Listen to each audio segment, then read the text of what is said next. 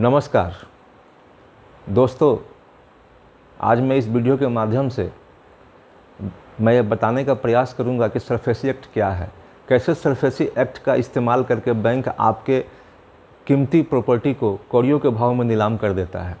SARFAESI act क्या है, पहले इसके बारे में थोड़ी बता दूं आपको, और इसमें क्यों सुधार होना चाहिए उसके बाद में मैं बताऊंगा। सरफेसी एक्ट 2002 में लागू किया गया था, जिसके तहत इसकी दो धाराएं 13(2) और 13(4), जिसके तहत आपके प्रॉपर्टी को नीलाम करने का अधिकार बैंकों को दे दिया गया है। दोस्तों, यदि आपने बैंक से मॉर्गेज अगेंस्ट लोन, मॉर्गेज करके जो आप लोन लेते हैं, या प्रॉपर्टी अगेंस्ट लोन या होम लोन्स, आप किसी भी प्रकार के अगर आप कोलेक्टेड डिपॉजिट देकर लोन लेते हैं और आप 3 महीने तक अपने लोन खाते में किस्त नहीं डाल पाते हैं तो आपका खाता एनपीए हो जाता है। खाता एनपीए होने के बाद में सरफेसी एक्ट की धारा 13(2) के तहत बैंक आपको डिमांड नोटिस भेजती है, जिसमें वो 3 महीने का किस्त तो होता ही है, प्लस आपकी आउटस्टैंडिंग अमाउंट जो अब तक बकाया है लोन का, आपको सब कुछ जोड़ के भेजा जाता है।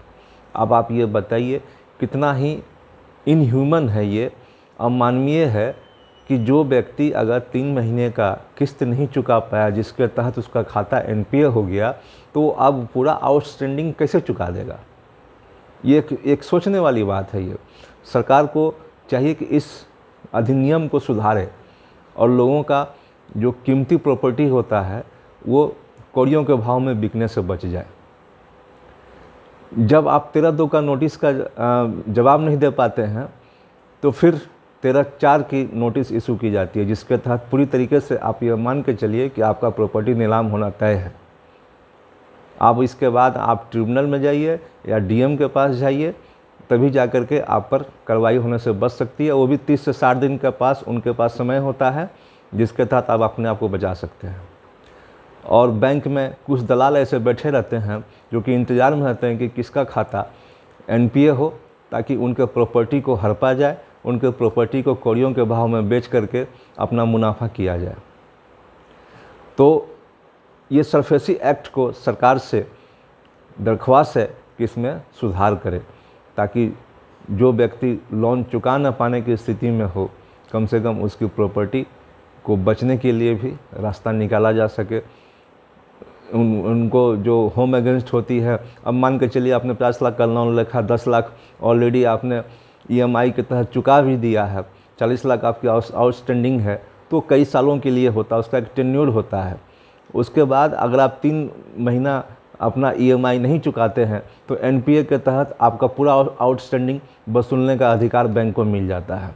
और जब आप नहीं दे पाते हैं तो आपका ऑलरेडी जो है कि संपत्ति कौड़ियों के भाव में जाना तय रहता है।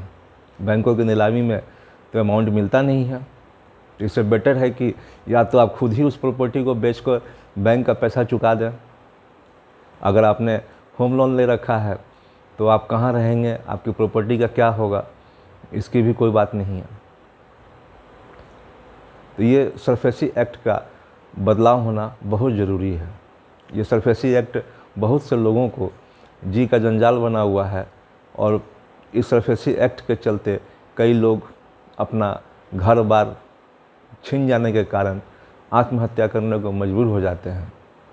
कोई भी व्यक्ति लोन लेता है तो सपनों का घर बनाने के लिए लोन लेता है, न कि वो आधे दूर चल करके 15 साल का भी अगर टेन्योर लोन है, 10 साल चुका करके, 5 साल चुका करके, उसके बाद अपने घर को नीलाम होते हुए देखने के लिए कोई व्यक्ति लोन नहीं लेता है।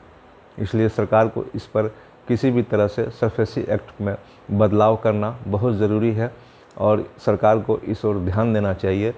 बैंकर्स से ये अधिकार बिल्कुल उनके काटे जाने चाहिए, उनके अधिकार ये छीने जाने चाहिए, उनके अधिकारों में संशोधन करना चाहिए।